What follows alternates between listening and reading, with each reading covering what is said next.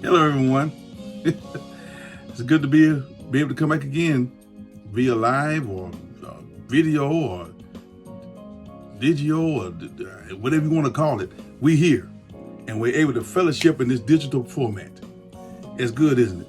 It lets you know that we have come a long way. That God has all kind of ways to help us to stay together and bond together.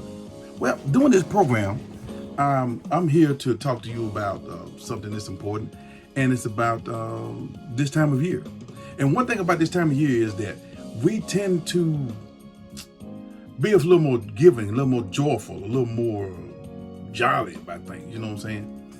We'll put trees up, and whether they be artificial or whether they be some one we went down and cut down and don't water and it die before time to celebrate gets here. You know, throwing this all on the floor.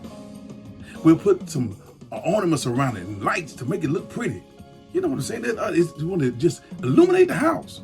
We'll put lights on the outside, on the trimming of the house. We'll put ornaments or decorations on the doors and the windows because we want everybody to see my house look good, and it looks real good.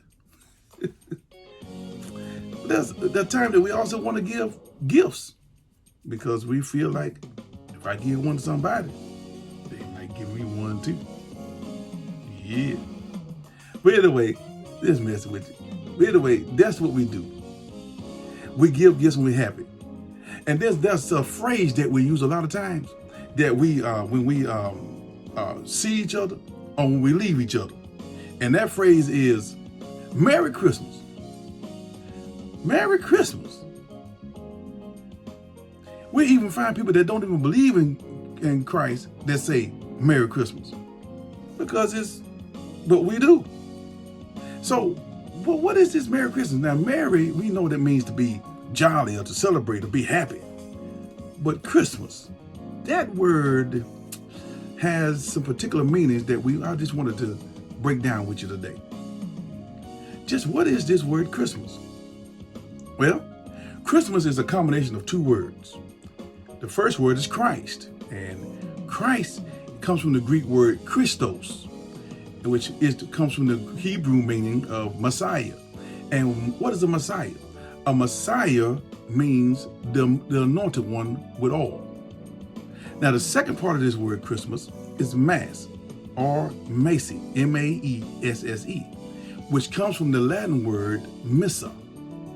Now, what is Missa? Missa is the celebration of the Eucharist. How do I say it? Eucharist. That's what the name. The Eucharist tradition of eating bread and drinking wine, and they do this to in the memory of Jesus. Now we do the same thing, but we call it the Lord's Supper. Well, why do we celebrate or put in the memory, do this in celebration in the memory of this person called Jesus or Christ? Well, it started a long time ago.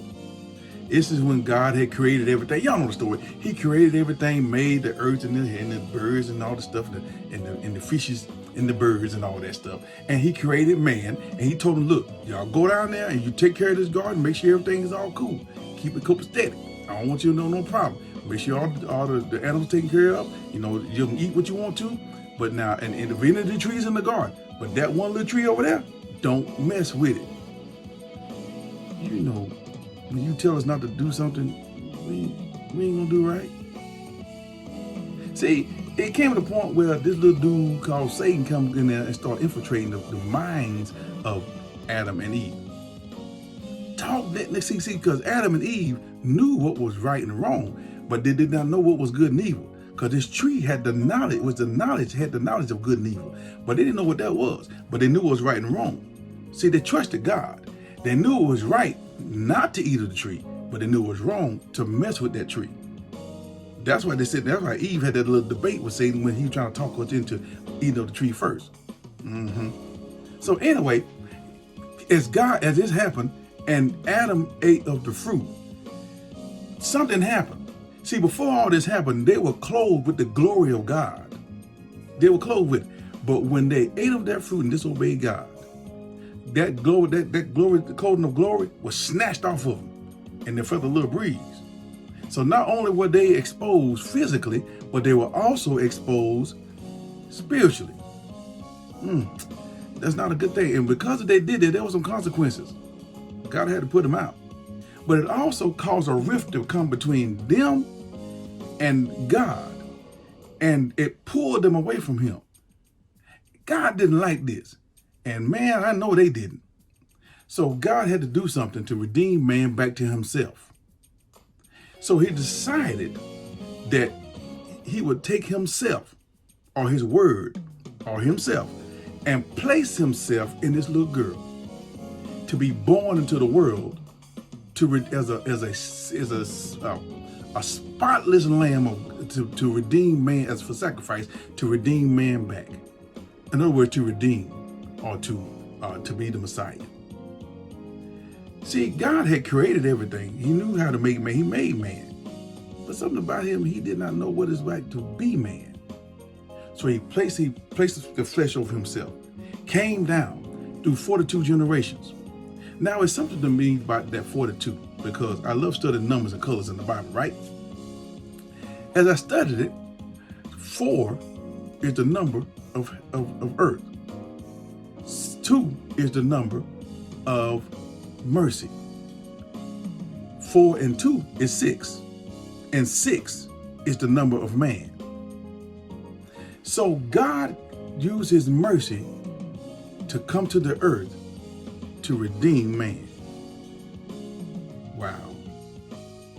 That's something. I want to read something to you. Luke, the 1st chapter, and the 30th verse. And the angel said unto her, Fear not, Mary, for thou hast found favor with God. And behold, thou shalt conceive in thy womb, and bring forth a son, and shalt call his name Jesus. Here we see is another name. It comes from Christ. Now it's Jesus. See, Jesus, and the way we pronounce it, actually the way it's actually pronounced is Jesus is actually pronounced Yahshua. Yahshua had a moment there. It's Yahshua. And Yahshua means salvation. Salvation means to deliver from the penalties of sin. And that's exactly what Jesus came to do. He came to deliver us from the penalties of sin. And because of this great sacrifice he was about to entail to make for us, we celebrate the fact that he decided to step down from where he was, to come down to us, to little folks like us, to redeem us back to him. And let me tell you something, it's even more personal than that. Not only for the world, but you can point to yourself and say he did it just for me. See, he had to come himself because he could not be born of a man's seed, because if he was, he would have been having a sin nature. See, Joseph was not Jesus' daddy. Joseph was Jesus' stepdaddy. You got to understand that. But he used Joseph because Joseph had a lineage to the line of David, which fulfilled the prophecy that Jesus would have a lineage to the throne of David. So he came down through those generations, through this little girl and this fella here, so he could redeem man. Now, he just couldn't choose any girl. See, you got to understand something. Can you imagine? You 12, 13, 14 years old, and you go to your mom and tell and your dad said, Mom and Daddy, I'm pregnant. I'm about to have a baby. But I ain't been with nobody. You know how crazy that? Look at her. We need to go down the highway I-20 to that little facility down there and take this child down there, because this child done lost her mind. So she had to be able to take the criticism and everything that will come forth. It's a lot more to it than just the story. But the main part of it is, y'all, he came down not only for the world, but he came down to redeem you. You might not think you're that special. You might not think that you're that unique. You might think that your life is not that great. And a lot of times we say, I wasn't even worthy. I'm like filthy rags. But you are worthy, because God thought you were worthy enough to come down to give his life for you.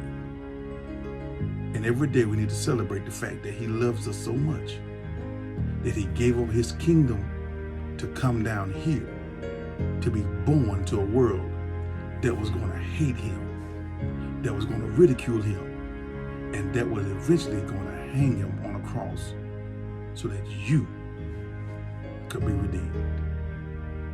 On this earth, there are over 7 billion people. Out of 7 billion people, you're the only one like you. There's not been one like you before. There's not one like you now. And there will never, ever be another one like you again. You're so special that out of the 7 billion people, he looked for you to find you so he can give you a chance to be redeemed back to him. Are you hearing that chance when he talks to you? Has he found you yet? Do you want to be found? Come on, give him a chance. He came down for you. See, we don't find Jesus.